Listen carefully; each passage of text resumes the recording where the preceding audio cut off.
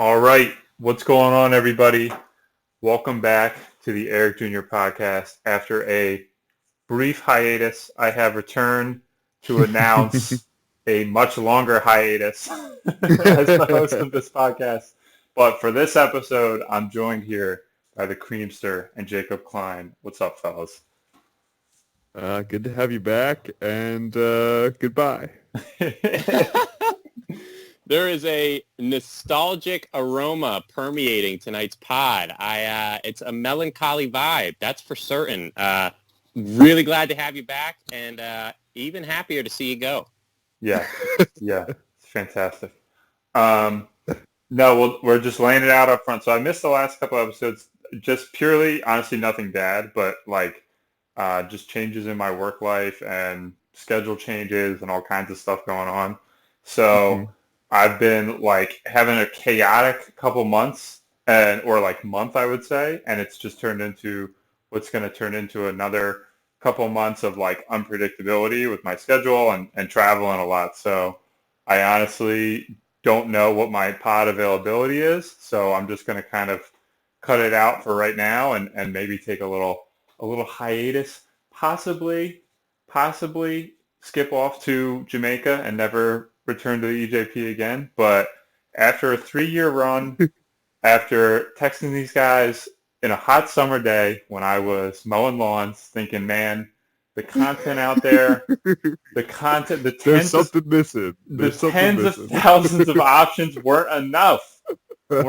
We had to do it in 2016 or whatever. Was it 17 or 16? I don't know. But 18. 18. Whatever it was, whenever it was, wherever it was, it didn't matter. It was the EJP, man. It was a spawn of a great idea that has been one of the greatest accomplishments of my life and leads my resume at all times. And if nothing else, it's been a hell of a lot of fun. Needless to say, we are expecting some scorching hot takes tonight from you, sir.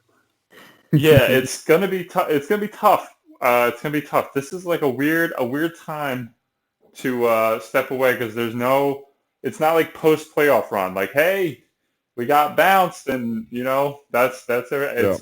It's kind of just a lot of anticipation. Yeah, it's a transition period of all the seasons essentially at this point. It's the end of the Sixers. It's before the draft. The Phillies just got started and have already collapsed. So it's kind of a bit of a transition time. But honestly, fellas, I hope I'm back on. I hope you don't replace me with anybody I can't stand. But it's been quite a run for these last several years. Likewise, buddy. Let's get into tonight's episode because we do have some fun stuff to talk about. So let's get into it.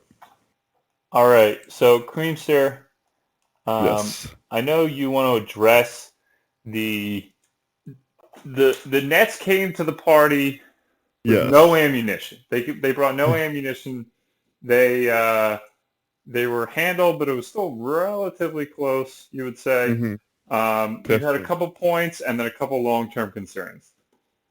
Yeah, I mean, I think the first, I think emotion we all felt was a little bit of dissatisfaction, right? When we heard all the Nets players that were going to be out, and it was, Harden, who we knew, but Durant, who had just played the night before, LaMarcus Aldridge, who we now know has since retired due to serious health reasons, and we, it's really shitty for him, and we wish him the best.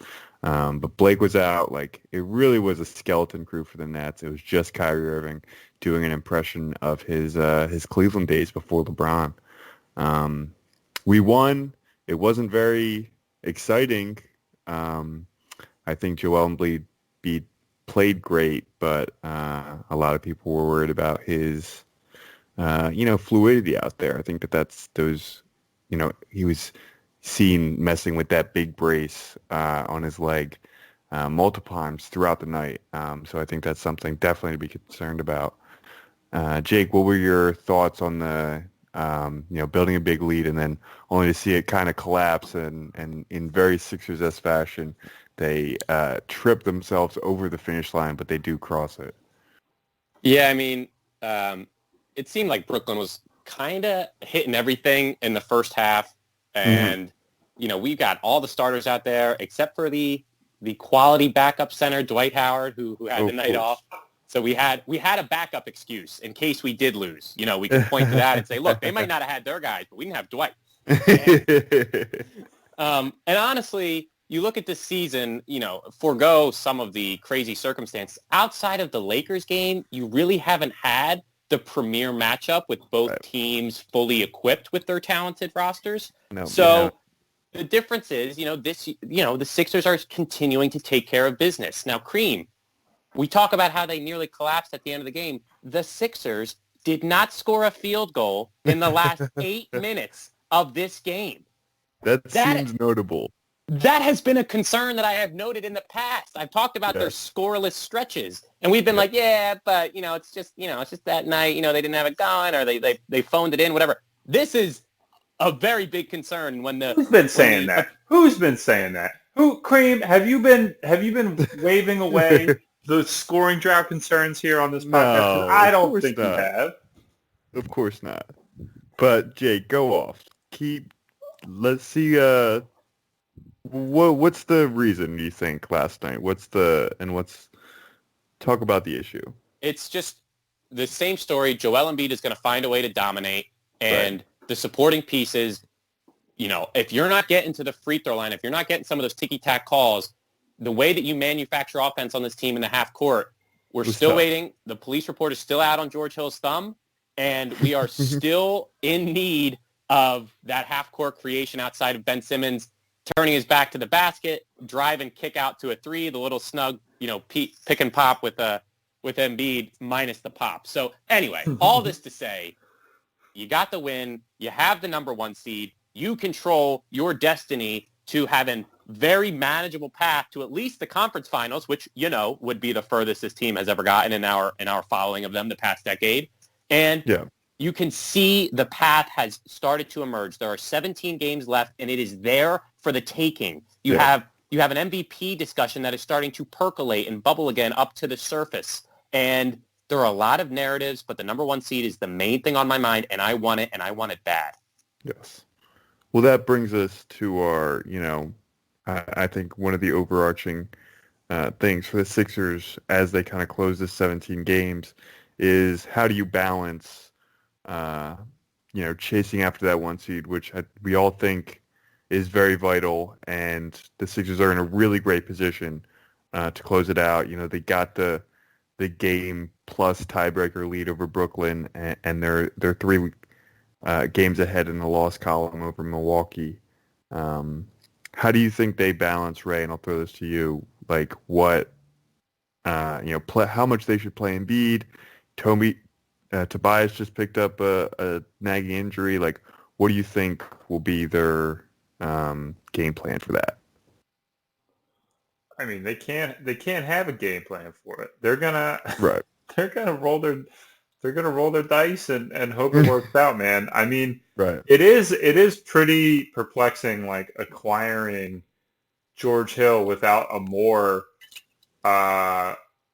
sped up timeline. Yeah, like a more immediate impact without more time for him to blend into the roster. It seems like it's already kind of too late for that acquisition to be like returning good value at this point. So I don't know. I mean, if he comes back and he plays 5 games and then you're good to go, then you're good to go, I guess. But it's really perplexing that he was like getting the cast off and seemingly like playing in practice and everything again when they acquired him, and then things have significantly slowed down in terms of the return timeline. But as far as Embiid goes, man, I mean, it all hinges on his lower extremities. Let's just hope they hold up. I mean, they can't do much else at this point.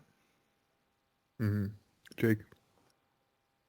Yeah, I mean, it's just at this point, every year in the past with Joel, there's been something nagging, and this year if he can get that brace off and he's got these shooters and he's got the space, everything just runs through him. This would be the year, yeah. It does seem like the toll of, from the beginning to the end of the game, how much has to be run through him, the amount of damage that he takes. I mean, you watch some of these possessions and he's just banging down low. Yeah, and if he's not getting some of those foul calls, man, I mean, he's not there on the other end for defense. And I just worry. I look at these last 17 games and I go, I guess it's too late to try to discover, a new tool that Doc could maybe use in a playoff series. But I worry, again, I mentioned it last episode, the firepower. And if Tobias Harris with these contested double clutch mid-range jumpers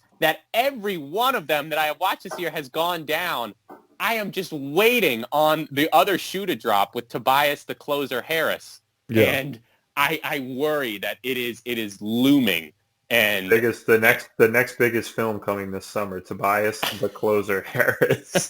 hey, I'll be there, front row. Starring Jason Statham as Tobias Harris. He's a character actor. I have confidence that he can pull off the role. But listen, this team makes sense on paper, gets to the free throw line, plays good defense.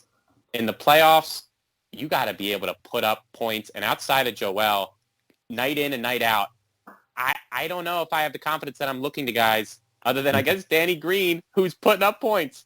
Yeah, Danny Green is going to be the third option in a lot of playoff lineups.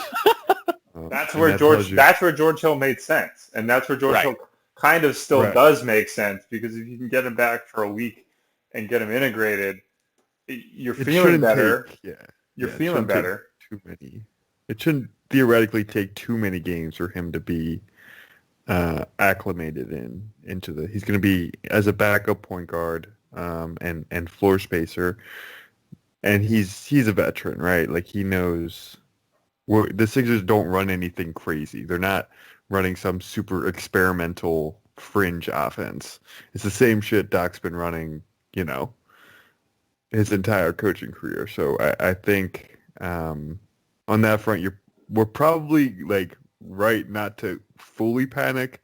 It's just weird, and it's of course it's happening, right? Like that's what it feels like. And this is also, I do want to say, on a macro sense, you mentioned it earlier, this is also the year of, like, I've officially gotten tired of the, like, never gotten out of the second round thing. Like, like a couple of weeks ago, I was listening to a national podcast, and they were talking about, like, Hinkie and, like, man, they really love his rope. Like, they give him a ton of rope for a team that hasn't gotten out of the second round. Like, he really should be revered, huh? It's like okay, that leaves out a lot of context, but also, like, it is time to kind of shed the monkey off their back in terms of getting a legitimately deep, dangerous playoff run. Mm-hmm. And that's the goal. That was the goal, coming into the season. As soon as we saw this team, that's been the goal. Pretty consistent. The players know it. The staff, everybody in the organization and the fans. I think we all know that going in. Nobody's under any false pretenses, I think. Right. Again, keeping with the macro sense, you look at the teams that they beat up this year and taking care of business, and on the road, we should mention, which I know a lot of caveats this year, but they've taken care of business on the road.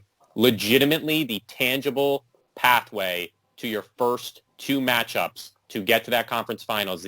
I don't know what the analytics would be able to project, but your second round matchup being like Atlanta versus obviously one of the other two teams is just massive, and would be in addition to that, a good ramp up for integrating George Hill and getting things as crisply as they need to be, whether it's the, Embiid double recourse that we're going to have prepared and everything else. Going against those other two teams in the first two rounds of the playoffs could really bode well for truly being ready for the daunting task that awaits at the conference finals.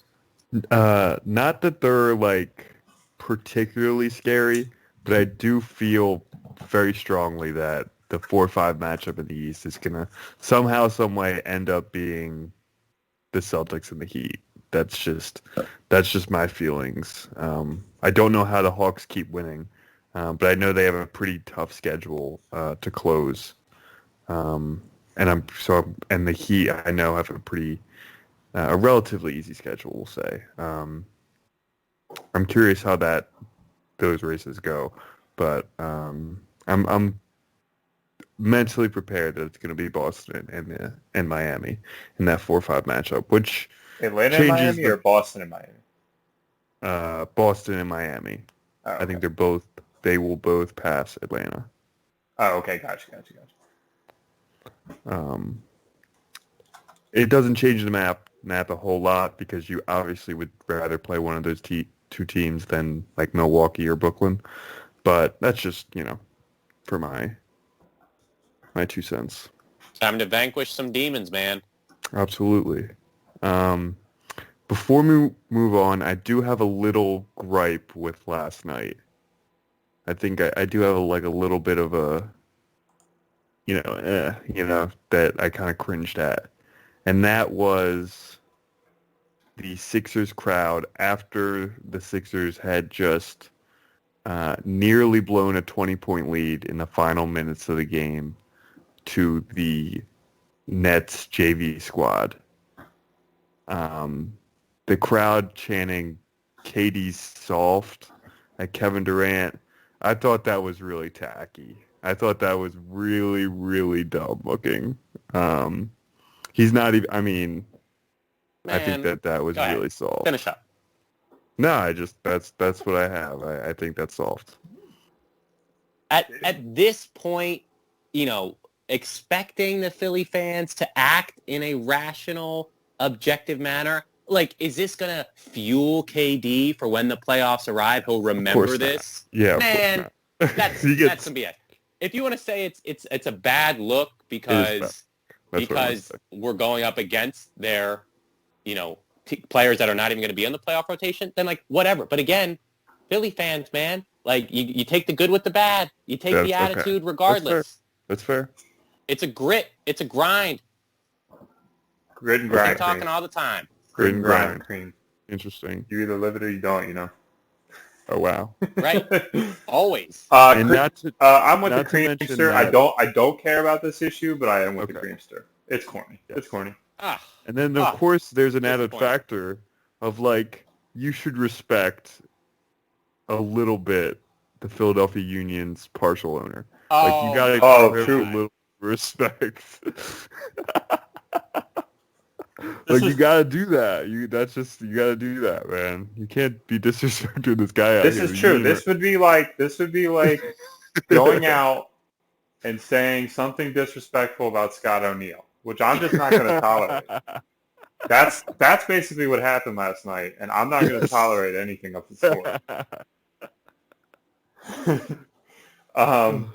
We move to our next topic because this one is finite, and it's the bubbling and, dare I say, reaching a moderate simmer, Joel Embiid's revival case. He almost is, he is a week away from being the Undertaker meme that he had pinned for multiple years on his Twitter feed. His MVP case was kaput. And then Jamal Murray tears his ACL.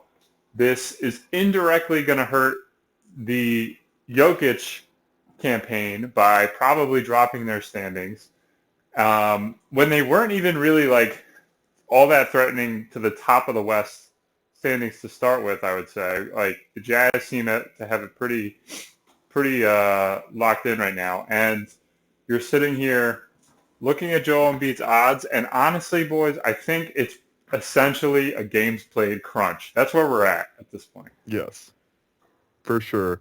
I think we all thought it would be a little bit too much, but I mean, if there's one thing about the MVP award this year, it's going to be, the story is the people who have dropped out of the race due to games missed, right?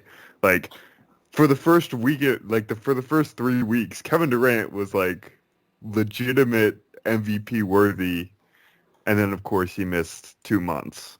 And then we have James Harden doing the Houston slide a little bit, LeBron going down, Embiid going down, like that was just, it was just a cascade of MVP candidates, one after another, until we're left with like freaking Nikola Jokic, who is playing on a decent team and putting up great numbers, but and playing every game, and that's kind of who we're stuck with. I just want to point out the irony of being back in a game's crunch for an award with our guy Joel Embiid, except this time, Jake, you mentioned it. It's for the granddaddy of them all, man. It's for the MVP. I mean, we got this is a trip right here. We got to just acknowledge it.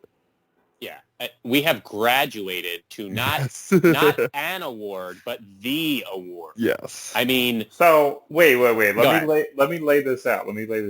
So he's referring to the Rookie of the Year, 31 games. Embiid loses it to Brogdon. Dario, who averaged I think 10 points a game that year. It was a bad class. Okay, so Brogdon wins it. Embiid was clearly the best player, but played only 31 games. Dario was still playing overseas at that point. There was no good selection, and I was the only person pounding the pavement outside of the Philly groupthink, this hive think that you guys. He was robbed. It was stolen from him. The guy played 31 games. That's not enough of the season. It's not even half the season. Okay? He didn't deserve it. He shouldn't have won Rookie of the Year. And Cream, by your own logic, if he should have won the Rookie of the Year, he should already be declared the MVP right now. Yes. With the 40 games that he's played this season. Yes. So you're saying he should be. You're saying you're sticking with this logic of we all clearly thought was a dead-in-the-water MVP case. Yes. I think in order to not, contradict myself and seem like a hypocrite, I think that is the only position I can take. I think I have to. Morally, I have to declare that Joel Embiid is my one and true MVP. Well, I respect your commitment there, Cream. And what I would say was, 17 games ago, if this guy gets to 50 games, if Denver falls even just a little, slides even just a little. For context, he's at 37. He's at 37. Yeah. So he's cleared the 50% mark. That's where I was hard. I was like, man, if you're going to win Rookie of the Year, you got to play at least 41 games. What do you have to say about this year with LaMelo? I'm curious. No, clearly the most he shouldn't win it. Give it to Halliburton. Halliburton's been their best rookie. Oh, that's crazy. I think Edwards has been pretty Edwards shooting good. like 30% from the field. I think he's doing a little better than that. I'd give it to Halliburton. Halliburton is the Brogdon of this class, though. He's better than Brogdon. But that's the case. That's the Brogdon case. And who won it? Yeah. Malcolm Brogdon. Malcolm Brogdon. I'm just saying. Anthony Edwards. Okay, so he's got the counting. Stats are bad. Under 40% from the field. A hair. Chucking. 18 points though. Man. On a garbage team. On just on the a really worst bad team in the league. On the worst team in the league. Worst team. Look at those. It's not like Sacramento's like. Look at those Halliburton shooting splits, man, and then come back around and talk to me. He's the rookie of the powerhouse Sacramento Kings. 11 games under 500. Go check out those shooting splits. You'll come back around. Saying, man. You're just saying nonsense. That's what you're saying. Jake, go ahead. 13 points. He's at 13 points a game on great efficiencies. Yeah. Trying to rein ourselves back in here and go back to Joel.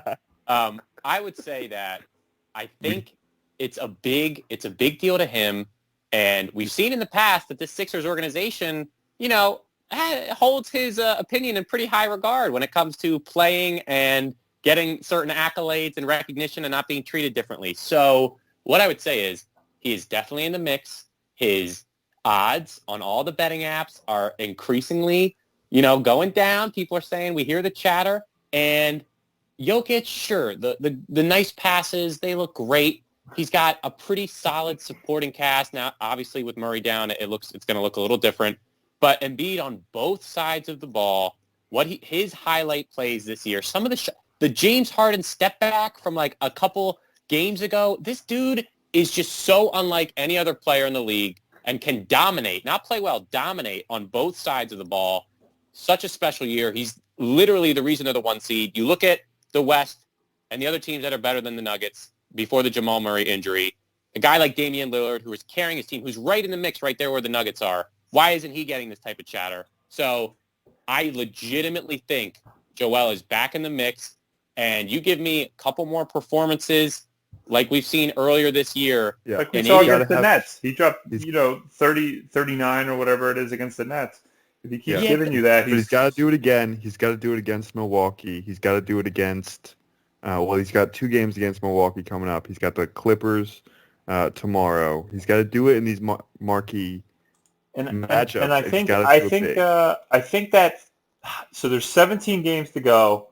He's at 37 games played. I think he's got to play 13 of the 17, man. Like at least people are gonna get grossed out if his stats start with a 48 games played or whatever. Like I don't think he's going to be able to lock it in.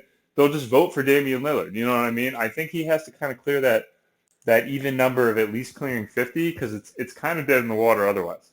I agree. I mean, and Jokic is going to clear over 20 games more than him this year, barring any unexpected thing with Jokic. What they're going to need from him in the last 17 games to kind of secure their seeding. And the Murray thing could also lead to an alternative where it's like they stayed the 4 seed despite Murray going down. Then it locks him in. He's definitely going to win it at that point. It's still an outside chance for Joel. By no means is he the favorite anymore, but in a class that's been incredibly open since the season started. It's been just a crazy open MVP field. It's still I have no reason to believe it won't be open until kind of the end. But if I had to guess, I would say he probably doesn't. I would say they probably give it to Jokic just because he's got all the counting stats and all the games played. Swear to God, if I hear availability is the best ability, like if I hear that, you do not want to be near me. If that's your argument, I can't engage with you on a civil level. I'm sorry. My final remarks are that the dirty secret is everybody wants to vote for Joel to be MVP. They might not say it on their podcast. Yes. They might flaunt the 50, 40, 90 amazing efficiency that Jokic is doing this year. Yes. I'm not buying any of that shit, man. Nobody wants They want to give it to Joel. The NBA community, even other fans of other teams are like, man, that dude fucking just single-handedly is doing what he's doing over there in Philly. So that's what I would say. And give me 1 or 2 more quintessential Joel Embiid performances over the course of this 5-game stretch against good competition, and that chatter is going to grow louder and louder as we arrive at the end of the season. I'm excited to hedge our bets with this key. I'm excited to hedge our bets with Joel Embiid being snubbed from the MVP, into the play when he's, I have no interest in that. I have no interest. I don't want that. No. Snubbed. I want him. So? I want him rolling in with that prestige, boy. I want the number one. I want the number 1 seed and the best player in the league. That's what he. All of the smoke. Okay. I don't want him. I'm just saying. A second place, man. I'd rather he come in like 3rd or 4th, like behind Lillard and Jokic. Like I don't want him getting a close second. That would be pretty tough. Yeah, it's interesting. You don't think the motivation of him, see what it did for Ben Simmons those couple of weeks we were slandering him. He went on the best run of his career. I don't think he needs that to show up. I don't think he needs it. Fair enough. No, and I think like that award is it takes you from it instantly makes you an unforgettable player. Like you go from, oh, he was good, oh, he made a bunch of all-star. Like it takes you from like being Michael Redd to being like a player that is always going to be like among the common fans known as somebody. Like if you won an MVP for a franchise, you're going to be that guy. And like him doing that to here, like a Steve Nash level player. Yeah. And like you go from just like, a guy in his generation to like a multi-generational star. And like that guy is just a different level of superstar. So like even if Joel's prime is short, which we all kind of expect it to be, even if it only is like 5 years, or like he's never going to be Kobe who had, 19 seasons or whatever. But like if he had a 5-year run where he made 5 All-Star teams and won an MVP, like that would be pretty satisfying for the circumstances around him. Yeah. That'll be pretty, because even if he never wins a championship, he can still be announced as like, former MVP Joel Embiid. You know what I mean? Like it just takes you up a level, and I want that. I want that for him. I suppose the obvious one would have been an Allen Iverson level player, but that's fine. Probably makes more sense. That's fine. Yeah. Which is pretty good. Okay. Do you guys have anything else on the Sixers? Jake literally. When we were talking about the time, Jake literally joked before the episode. He's like, we're gonna be at like 40 minutes and be like, all right, let's get to them Eagles. And like literally we're 32 minutes in. Like we still blew it. We still blew it. It's good to be back, Okay. So Birds, anything else on them before we move on? No, I'm all in. All right, I'm all in. I want Joel. I want to be able to say NBA MVP Joel Embiid. That would be fantastic. The NFL draft. So I am going to be possibly MIA during draft-related episodes, which is so unlike my character. So I have to fire off some takes before that point. We'll let you take the floor, buddy. Yeah, let's hear it. Let's hear some spice. Well, no, here, I'm going to give it a little context here. I'm going to say we had, I think the last one I did was just a two-piece between me and Cream, little pick and pop with me and the Creamster reacting to the trade back, and we conclusively hated it. Now, I myself haven't been tuning into the EJP, so I don't know if opinions have changed, or what Jake's thoughts are on it, but I'm still against it. I don't know if you guys are. We'll start with this. Are you still for or against that trade back? I mean, I think it's like I'm definitely less angry than I was. I've kind of dealt with the reality of it. I'm still upset. What's going to be make or break it is obviously just seeing how the draft falls and who's available at 6 versus who's available at 12. That's going to be pretty much how it goes, Yeah, it's interesting because Mac Jones and Trey Lance are really big hinge points because it's pretty safe to assume. I mean, I don't even know if it is at this point. It's got to be safe to assume that Justin Fields is going before in the top 11 picks. Like, yes. So what it hinges on then is like, is there that trade up team with Carolina or Detroit or the Broncos or something? Are they going QB? Like, there's these two possibilities that slide the board down even more, where 4 of the first 5 picks are QBs. But ultimately, man, I mean, even if that does end up pushing like Jalen Waddle down or Devontae Smith down or something, I don't know. I'm still in the camp like you stay at 6 at least until draft night and see how things are developing and see if Atlanta goes QB or not. And then if it's looking like Kyle Pitts is going to fall in your lap, you take him. I don't know. I'm still kind of bitter about losing out on Pitts and Chase as like the most surefire contributors out of the draft. And it might be short-sighted, but honestly... And they both, and it could very easily break out where they go 4-5, and you don't, You get don't want that. Sewell. Yeah, you don't but I want agree Sewell with at 6. Like, I'd be fine with trading back if it's Sewell who's the top player there. that. Yeah, But the other scenario there, let's say you lay that out, and it's like,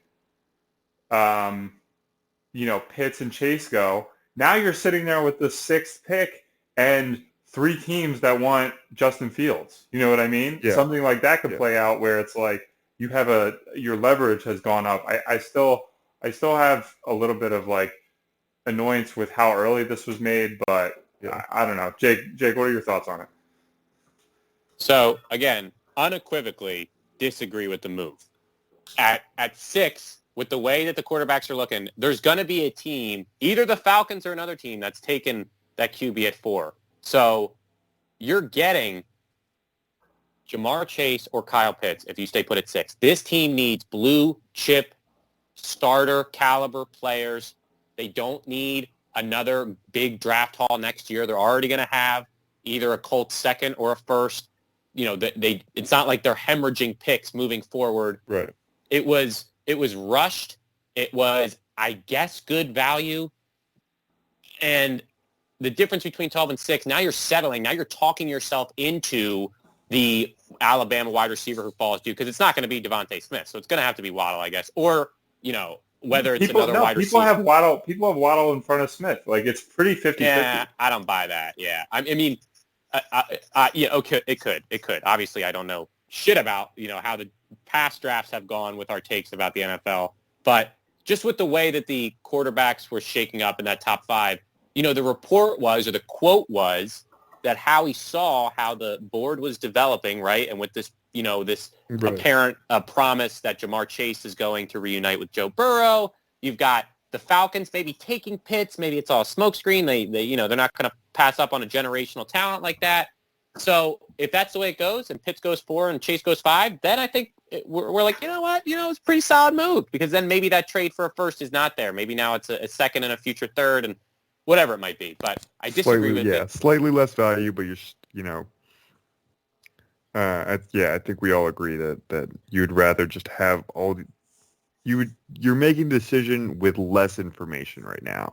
And like, that's just something like on principle, I think you should never do, right? Like, you don't know for sure how that board's going to shake out. Atlanta at 4 is a very like tenuous idea, unless you have just like rock hard information, rock solid. Sorry. Sorry, shut up. Unless you have really like impressive intel that what's going to happen at 4, which I don't see how you could. I just don't think that there's any reason for the timing of it. But it's been 3 weeks. I think we can kind of move on. It's happened. Now the Eagles are stuck at 12. What do you think they're doing, Jay? Or we'll let Ray give some thoughts. We haven't had you on in the past couple of weeks, where we've talked about it a little bit. What are you looking for to see, as the lead up to the 12th pick? So, as a guy who might not be on here, I'm laying my money.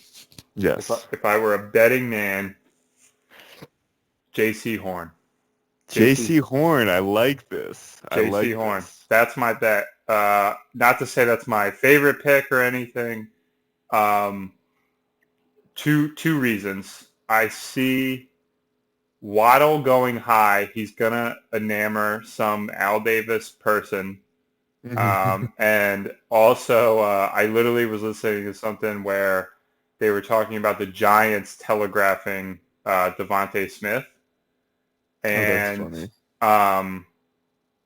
they have predictably been one thing that's kind of funny is the guy who was reporting this was like, they are also really predictably telegraphed their like last 3 drafts. Like the Giants were mocked Andrew Thomas and Saquon like really frequently, like the last couple drafts, and they have been linked to Devontae Smith, which is a little weird, but you can see it. Like they just need producers on offense in general, even after getting Galladay.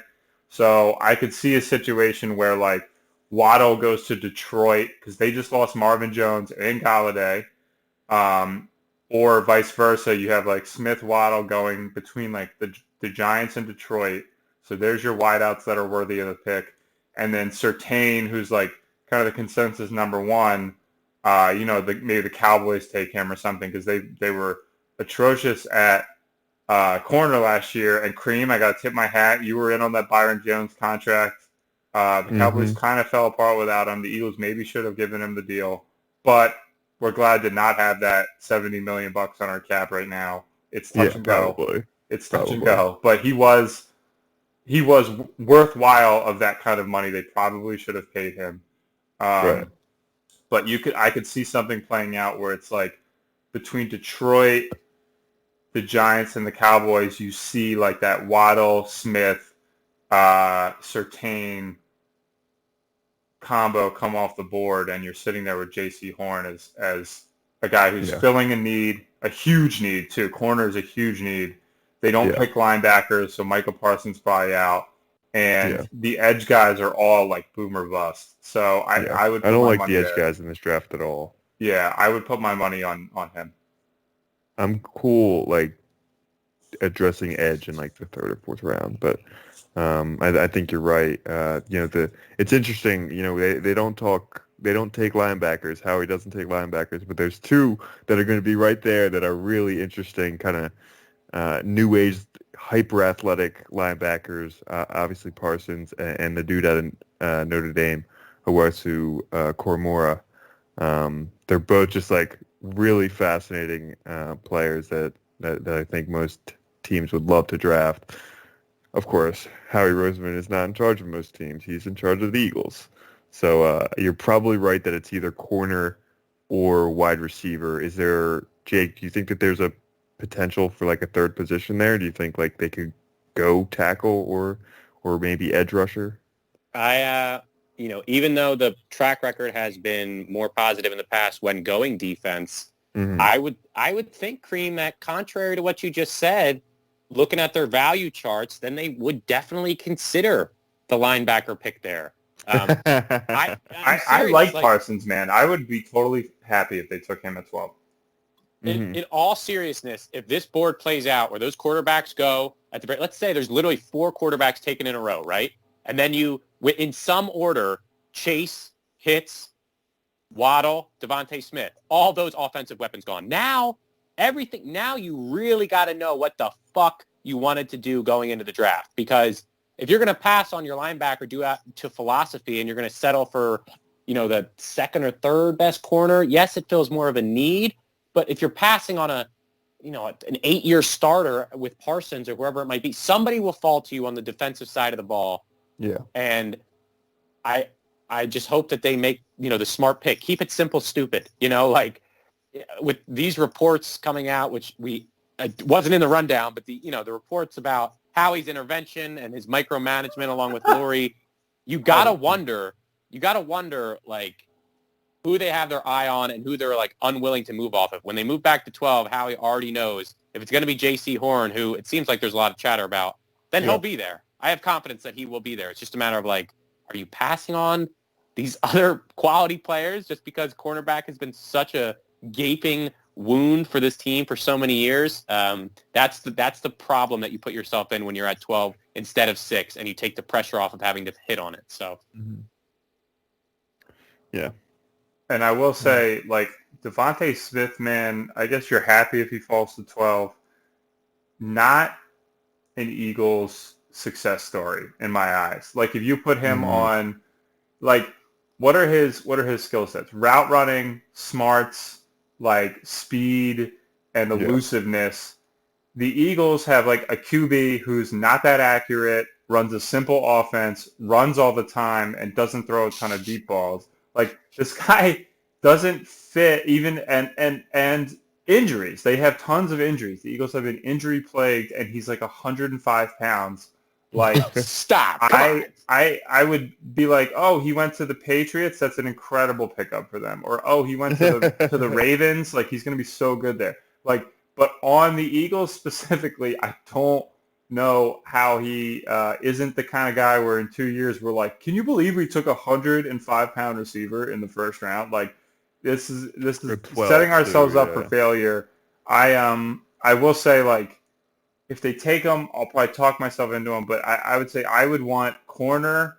I absolutely do not want edge, or I would want like linebacker. I would say the corner or linebacker or Yeah. receiver are kind of the things that I would have interest in. But my bold, not even bold, but like my pound in the table of like who I think is gonna eventually be in an Eagles uniform. I think it's J.C. Horn. Mm. I like that, and I like going corner in the first round, and then taking one of these secondary receiver guys. It seems to be a fairly deep class again. Would you want Rashaan Slater at all? I mean, in the second round, yeah. No. At 12, he's like the Northwestern left Oh, I tackle. see. Oh, the tackle, yes. Yeah, he kind of projects as a guard. He's a little bit shorter, but Yes. his strength to body numbers are like insane. Like his combine, or not combine, but like his senior day numbers and everything have been really impressive. I would do Rashaan Slater. I would do a lineman, because I think that's just like, you can never have too many, and it's not like we're stacked at guard. So yeah. Or even locked in at left tackle. Like Dillard could just be nothing. You know what I mean? Right. Like we have a couple like lotto picks for left tackle, but yeah, nobody. you're kind of banking on one Lane being back, and then and not having chronic issues with his ankle, and then you're also banking on one of like Dillard or Jack Driscoll kind of like seizing the left tackle position. So Mailata too. Mailata, yeah, like you have one of these guys who have like a 25% chance of being really good. Of being like a Seizing, starter for sure. yeah, and so it's kind of like, do you take Slater, and if he's great at tackle, he's great at tackle, or if he bumps into guard. If you take a guy who's a Pro Bowl guard at 12, nobody in the world would be upset about that. So no, I agree. Right, and moving back to 12 then gives you that option, as opposed to knowing you can't take him at 6 because of the value chart, and if you thought that your board was going to play out a certain way. I totally agree. I get the feeling that the Alabama guys are gone, Chase is gone, Pitts is gone, Surtain or maybe Horn goes 10 or 11, and then you're sitting there. If they're not going to go linebacker, then that's a real. You really got to know what you're doing, and it's going to be completely on Howie's shoulders. Yeah. And we'll see. I mean, in terms of track record, last time when they picked 4, they took Lane Johnson. It worked out pretty well. So if you're saying guard, Ray, I'll go with all. I will heed your advice on this as our NFL draft connoisseur. That's the thing. He's not even has to be a guard. Like, he might work out at tackle. He's just a little. His length is an issue. Like, he's not. Yeah. He's not like your 6'6", 6'7" height with not like super tall with crazy long arms, but his athleticism, strength, power combo is wholeheartedly worth a top 15 pick. It's just whether you think his length is going to just push him into guard automatically. But he's the kind of guy you come into camp as a left tackle, and then if he's struggling with length, or he's like, if Derek Barnett's eating him up on pass rush or something, then you bump him inside, and you now have an excellent guard. But I think I don't know if he's their type of pick at that point. But I would say him, Horn, or Micah Parsons would probably be the 3 guys I'm targeting the most. Yeah, I agree. I agree with those picks. Jake, who's your top choice at 12? I don't see the wide receivers there, and I don't want to reach. I think it's either wide receiver or corner, and whoever's the best at either position is who you're taking. So I would think Horn is the easy pick, but it makes sense. 6'1", right? I mean, pretty good size. I'll probably steal your pick as well. They're not going to go linebacker, that's for damn sure, and I don't think they would go offensive line, even though we've seen in this modern day NFL that, not necessarily those position skill guys are the ones that, if you can't get them the damn ball because you don't have enough time, then it's all a moot point anyway. And the strength of this team in the past has been their line. So I'm going to go with Horn as well. Yeah, the guard thing is weird because you got. I mean, it's just injuries. There's been so many injuries. Like you have Driscoll, who was banged up in and out of the lineup, and then you had Dillard, who had the torn bicep. You had Brandon Brooks with the Achilles. Missed the season, yeah.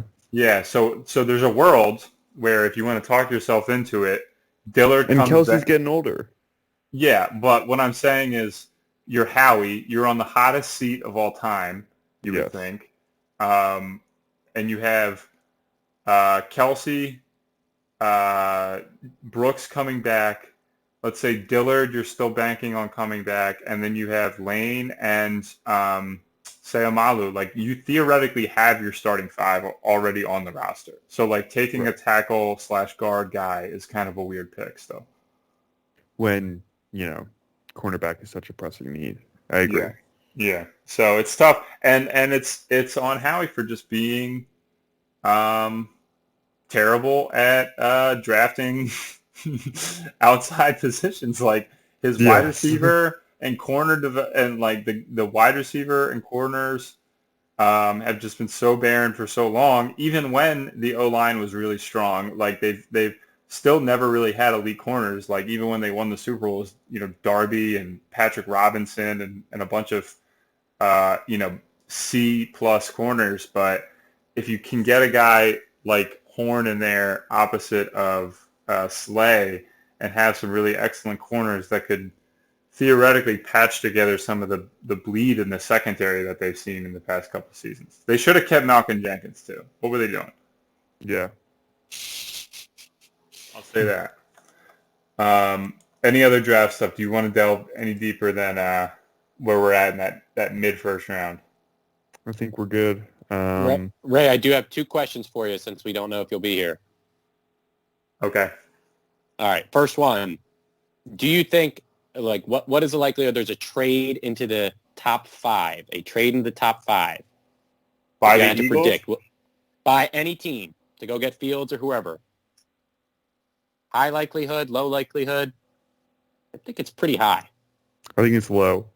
I think it's I low. think this is the top five. I think it's low. I don't think the Bengals are trading down. I think they're not trading down. I think they're taking what they can take. And then Falcons? The Falcons have two options. They have two options. They either take a QB or they just take Pitts, dude. Like, dude, they could just take Pitts. So they should take Pitts because honestly, you have a new coaching staff. You have a talented roster as it is, and I think Matt Ryan is like 45 dead cap this season, and then like 35 next season. So that kind of makes him not movable for this season and next season. So like taking a QB is a pretty big risk for a new coaching staff. If I'm them, I take Pitts. I have the best receiving core in the league, possibly, with like Julio, Ridley, and Pitts, to go with a B level QB. You know what I mean? Like maybe B- at this point with his age, but like a very competent QB with an A+ receiving core. You can win games. Mm-hmm. Solid. And last question here for you. Building off of that possible trade-up possibility, what do you predict your second love, the New England Patriots, will do in this year's draft? Dude, I think they're going to snag like Mac Jones or something. I think they will go pretty aggressive and get somebody, trade up and get somebody. Yeah, try and get somebody. I don't know why they would spend a bunch of money and try to make themselves immediately competitive when their QB situation is still terrible. You know what I mean? Yeah. I think because obviously Mac Jones going 3 would like throw things into a pretty big weird place, but like getting from 15 to 9, or no, that's where the Broncos are. Wherever the Panthers are, I think the Panthers are like Panthers 8. At 8. That's yeah, feasible. you have like the Lions at 7, the Panthers at 8. those two jump ups are really realistic. Those are movable. Yeah, you can get there. And someone between like Mac Jones, Trey Lance, and Justin Fields will probably be in that range. I could see them. They just spent $100 million. Like they have Stidham and Cam Newton. It might be fine to just add Mac Jones and give him all the system in the world and some good talent around him. I think that's really plausible. Do you think that Mac Jones is going to go 3? Do you believe it? Kinda, yeah. Why? Adam Schefter's saying it. Like, why would he be saying that? I know, but like, why would they take him at 3? Is equally like that would be more egregious than Trubisky at 2. That is Mac Jones worth 3 first-round picks? There's no way. Probably gettable at 12. Like that's weird. Why would they do that then? If they were just gonna, take Mac Jones, I don't understand why you would do that. They gotta take Fields, man. He's clearly the more talented player. It's funny because like that's also it goes back to a little bit of the Eagles being involved with that thing, but that also goes back to he could have done that day of. You know what I mean? Like you could have seen a little bit how things are playing out and be like, oh, Mac Jones made it to 5. You know what I mean? Like, oh, that was pretty likely to happen. Or 6, since the Eagles pick it. Or he made it to 12. Or he made it to 12. You know? Like, I don't know. It is. But man, these teams, they like who they like. Like Daniel Jones at pick 6 or whatever. Like everybody thought he was like the 28th player on the board, and he went 6th. Yeah. No, I mean, teams do fall in love with quarterbacks. It's not the first time, and it won't be the last. All right. We're moving on to the Phils. Cream, I haven't been watching the Phils, I got to be honest, but you're on the behind enemy lines. You're on the inside. You're telling me they got some serious outfield issues, and that's some serious outfield issues. Andrew McCutchen has not been playing very well at all, and he's like your second best outfielder. So that's tough. Center field is now a black hole where 0 production will ever come out from again. The combination of Adam Haseley and Roman Quinn have been disastrous. Roman Quinn is like 1 for 20 on the season right now. I think there are a lot of... I mean, when Zach Wheeler has twice as many hits as you in a third of the at-bats, that's not a good sign for a position player. The rest of the team is, they have their regular ups and downs, and some of them are hot, some of them are a little cold, but it's really like those 2 spots. It's the left field and center field, like spots where you should really reasonably be expecting decent offensive production, and you're just not getting anything from those 2 spots. That's tough to overcome, every night when the back end of your rotation and your bullpen is still like, it hasn't been bad, but it's still a little shoddy. Like there's going to be some hiccups, just in the normal course of the season. And right now the Phillies haven't been able to like overcome both of those things happening on any given night, and they've fallen back to 500 after a really hot start. This is what they are. They are a flawed team, and I don't know. I think I can't litigate this too much on my man because I can't recall exactly what his takes were, but I remember saying Roman Quinn was never going to hit at an MLB level, and Jake was pretty high on this cat. I was definitely pretty high when I was talking about Roman Quinn. I mean, I was pretty high on Roman Quinn. But Oh, dude, that guy he's such a problem if he gets on base, but he can't get on base, dog. My guy can't get on base. He can't hit, man. He can't hit. Like, he never can't could. hit. Dogs, I think it's Mickey Moniak time, boy. I think something's got to happen, bro. Is that Mickey Moniak? Moniak's music I hear. That's where we're at with him, too. That's where we're at with him. We've completely forgotten is that he was the number one pick, and it's like you could literally spill a coffee on him in the street, and you wouldn't even know. The alliteration got me, but it is Mickey Moniak time. He is getting called up. Adam Hazley leaving the team for personal reasons that we hope that he can, we wish him well in dealing with that. Whatever it may be. Yeah, he's helping Ray out with his new job. I mean, I wish the best for both of them. Really thoughtful. He's going to help Ray move in. I mean, it can't be any worse. He cannot be worse than the production they're getting because they're getting zero production. I don't want to completely overreact, but Cream, the calling card amidst all of their glaring weaknesses was this team is going to put up runs, right? This team's going to put out 4, 5, 6 runs a night. And they have just gone out with a whimper, man. And they've gone up against some good pitching, but that was the calling card, right? If you can have a regularly bad bullpen, like we talked about, and you have 3, 4 run leads, then they can afford to blow 1 or 2. But they are just not generating the runs that you're going to need. And I don't want to overreact. The season is not forgone. Reese came out hot. He's cooled off.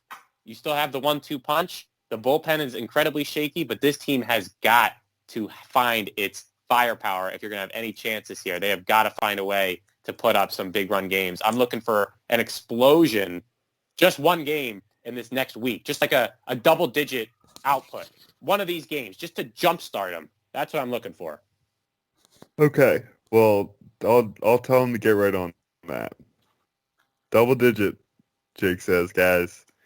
I think when he comes back, I think you got to give the job to Hazley full time and just let him and you evaluate what you have there because he's also been he's a top pick as well. Yeah, he's a top pick, but he's also been a far more promising prospect than either Quinn or Moniak. I think you just agreed. Plug him in there full time. Maybe you call up Scotty Jetpacks. Maybe you gotta do something. That's the other man. It's like what happened, man? There is I don't want to mention him, but there is an option out there with the initials OH that might be an option. I don't cannot do that. Oh my god. Isn't he on the roster? Isn't he on the? He's not on or the spring training roster. He was on the spring training roster. Yeah, that's what it was. He cleared waivers though, so we would be able to sign him again if the desire arose. I don't have the desire, so no. I'd rather roll with Hazley, roll with I guess Moniak a little bit, but I think you got to go with Hazley getting a full-time shot once he comes back and give it 15, 20 games and see where you're at. Mm-hmm. Yeah. Don't fight it, fellas. It is Mickey Moniak time. It has arrived. Don't fight the feeling. Don't fight the desire. I'm excited for him to do really well in his first game and then not hit for the rest of his career. That'll be an exciting time when he goes 2 for 3 in his first game and then when he has when he makes a John Brown All-Star appearance because he hit like 19 home Honestly, runs. I would take it. I would take a Don Brown-esque run and then he collapses into nothing again. And you know who I got to shout out when it comes to Don Brown? My dad. My dad would watch him. Even when he made the All-Star team, my dad was like, this guy, his swing is way too loopy. And, he was saying that. He was holding that take. Even when he was the number one prospect, when he looked good coming up, he made an All-Star team. My dad was still like, nah, swing's too loopy. And, he just hated it. He just hated his swing the whole time. He loved Utley's swing because Utley had that compact, right to the zone. Cut right through it. Jimmy had the same thing. He loved that compact, really quick hands kind of player. And he watched Tom and he just hated him right away. Like hated how much movement was going on with that like uppercut swing he had. Yeah. All right. We got nothing else on the Phils. They are exactly where we thought they would be. A totally 500 team. So the last thing here, gentlemen, before we bounce to the end, or not the last thing, but the Daryl Morey tweet of the week. Cream, please, come on. I mean, it's for me. You got to do it. Of course. So earlier this week, Matisse Thybulle was, he was having a little confusion. He was a little bit confused about NFTs, and our friendly general manager, Daryl Morey, took the time out. He made a little meme about presenting a NFT presentation to Matisse. He says, "Hello, I'm Daryl Morey. Welcome to the premiere tweet of Daryl Morey Presents Fun with NFTs. Over the next 52 weeks, you and I are going to explore the dynamic world of NFTs with a picture of the Big Bang Theory, Sheldon Cooper, and he's doing a thing, like a presentation." So wait, how did Matisse reveal his ignorance about NFTs? Like, was he was saying... talking about he tweeted out a like a code, like something that would signify an NFT that would be like the URL, not the URL, but the equivalent of a URL. And he was like, "Man, this is weird. Not sure what this is." Just kind of like poking fun at it. And Daryl Morey took that opportunity to pretend to talk about NFTs. He was like, "I got you. If you need, man, I can get you up to date. I can tell you all the little secrets. And I bet if you were trapped in an elevator with Daryl Morey, he would talk your ear off about NFTs." You think? Okay, this is a funny premise. Let's say you are trapped in an elevator with Daryl Morey. Okay, I'm gonna go to you, Jake, first. Daryl Morey wants to talk about NFTs. Do you let him go, or do you try to get your hands on some juicy Sixers information, which is far more valuable to you personally? Like, what do you do? Do you just let him go on his NFT thing, or are you like, that's all great, but like, no, we got like 5 seconds here. What is George Hill? When's he coming back? Like, what do you do there? I want as much conversation as can be had, and if he's talking NFTs, I am fucking listening up. I'm taking notes. And let me just say this, that it doesn't matter if your bags were packed to go to Houston and never be thought of again. Daryl Morey will tweet you out. He'll shout you out. He'll send you cool stats about yourself. He'll talk about NFTs, man. Short-term memory, don't even sweat it. Your ass was out of here, and here he is just responding to you, all friendly, all affable on Twitter. This dude is crazy, man. He's ours, but he's crazy. Very, honestly, like, shameless. He is absolutely shameless when it comes to that stuff. Because, like, Matisse was in the Lowry rumors. He's like gone. A very big part of that trade. 2 trades this year, like, that were, like, got to the, like, 11th hour. The 1 yard line, apparently. They were at the 1 yard line. So, like, absolutely shameless move by Daryl.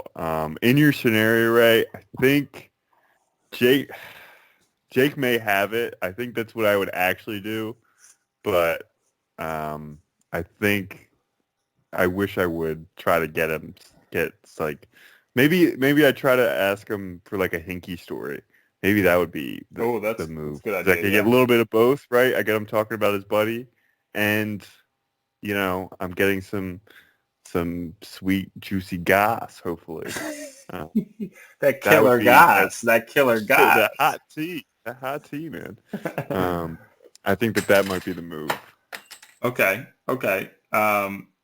The move is to not ask for a picture. He does not seem like a guy who wants to do a pic. Like, I'm sure if he's in the mood, he'll do it, but like, Yeah. you gotta go the Jake. I think you guys both have good plans, but the Jake route of like just maximize your time. Because if he's really juiced up, if he just bought himself a big juicy NFT that he's really like going off about, then he might stop and keep talking to you outside the elevator, and you just want to get as much Daryl time as possible. I agree. Exactly I right. agree. And maybe he gives you a tip. Maybe you make some money out of this transaction, or interaction. I mean, You buy a certain coin, of course. yeah. Maybe put you on. Maybe you put him on to Dogecoin. Oh my God.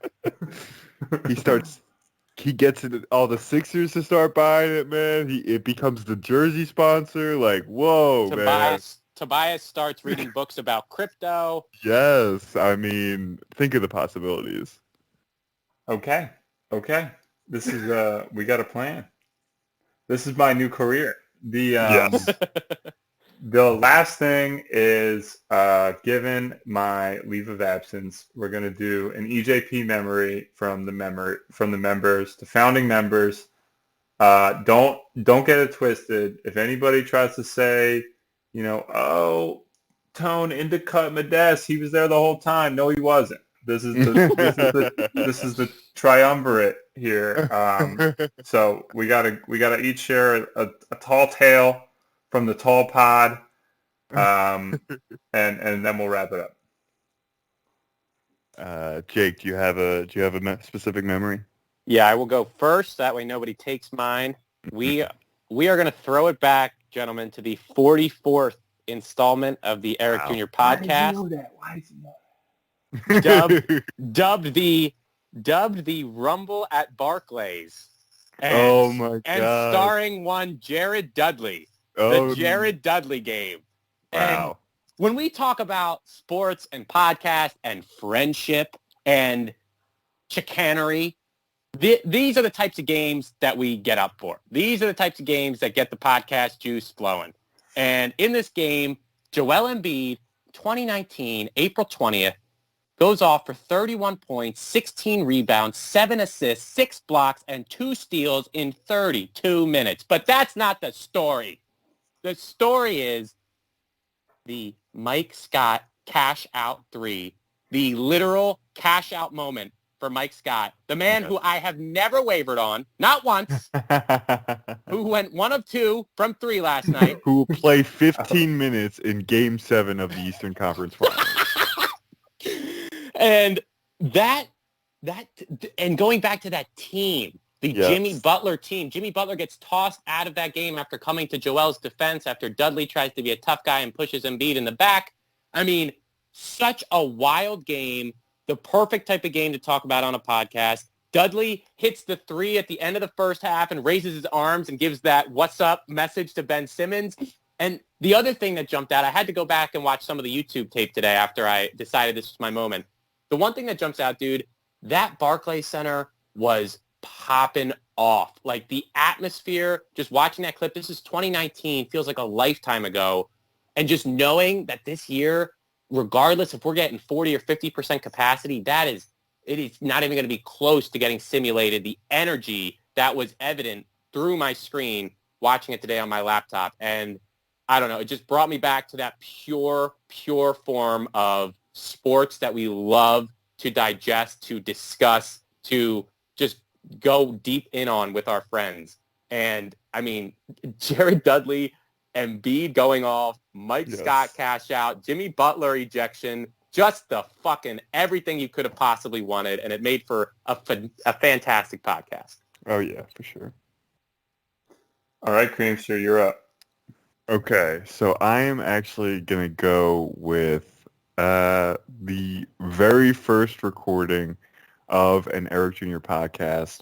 I will not say the first episode because I don't think that there is actual evidence of it existing that is available to the world. I think it is lost in the Ethernet, in the ether. So I'm going to go with our first attempt. I think it was in June of 2018, a week before the NBA draft. We officially started the podcast. We talked about the 2018 NBA draft class of DeAndre Ayton and Luka Doncic and Bagley and all those guys. And of course, Cream loved Bagley. no.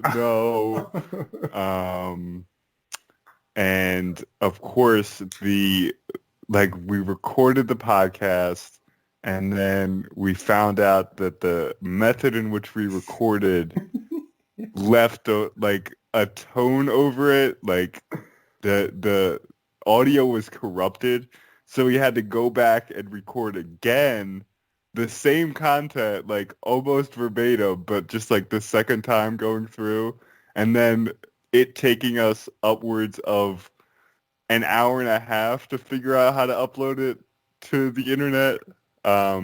That's something that is always very very precious to me. Just remembering us trying to figure it out, and here was I don't the know, thing. Well, assuming no, it would be easier. Cream. What happened, I think, was we used a recording software.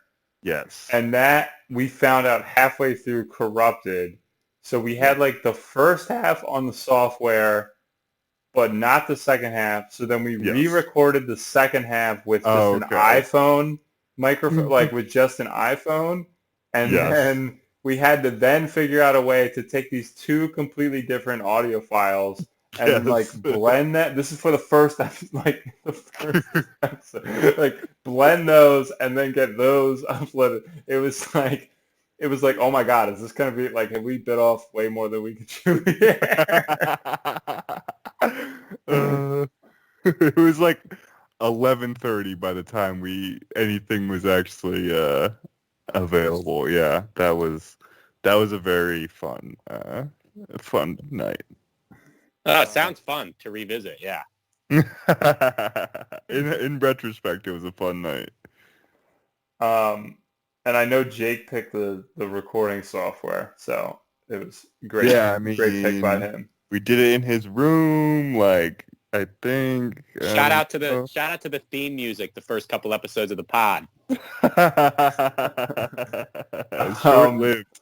The short-lived theme music. I don't got time to add theme music. So the story I'll go with was I'll give a little context. So like I'm at grad school and I'm living in a room that they send me an email that says like you and your roommate must vacate by the weekend, and it's like Saturday at like 3 p.m. They're like, you need to be out of your room by the end of the weekend. And I'm like, I'm sorry, what? So my theory and pretty much everybody else's theory is, oh, they discovered black mold in my room and I needed to vacate it. So I was given two options. It was either you can take a room that you would still share with a roommate on the 10th floor, which would be like away from everybody, or you can take a single room that you would have to yourself, but you would be on a floor with freshmen. And I was like, I'll take the single room on the floor with the freshmen. I'd rather have it. It's not on the 10th floor, and I'd get my own room. So I took it, and we were recording one night. And like, I'm sure all you and the listeners can put together what a freshman dorm room floor sounds like. But oh my God, we were like, we weren't like tragically deep in, but we were like 6 to 8 minutes in, and like this scream came clashing onto the recording, like from the hallway, like this absurd scream from like some dude down the hallway. No idea what it came from. You know, it just, anything and everything was happening out there. And like, Jake was literally like, oh my God, what is going on? We had to just like completely restart the episode because it was like such a buzz. It was so audibly like loud on the recording too, like through my door onto my microphone. It was like completely ruined the start of the podcast. That is one of the most concerning sounds that I have ever heard, and it was not addressed. Oh my God. Well, we never figured out what happened, but wow, those are some great picks, guys. We left some good ones on the board. There's of course the fire alarm incident where the fire alarm went off in Jake's apartment and we couldn't get to stop for 45 minutes. Classic. The time where the Thunder pick, a recent one, the Thunder pick converted live on air. Live on air. That was pretty exciting. Yeah, I mean, a lot of good picks out there. It's been a fun time. So, all right, gentlemen, thank you for having me. I hope you'll have me back as I welcome anytime. Leave of absence. If the Sixers win it all, you know I'm making an appearance. You know I'll only come back if they win it all, though. No, I'm just kidding. But he's not coming back after losses. That's for sure. That's for sure. After a Jared Dudley 3 by the Lakers in Game 7 to ice it is not going to be when I'm making an appearance. All right. So thank you all for listening. This has been the EJP. Bye.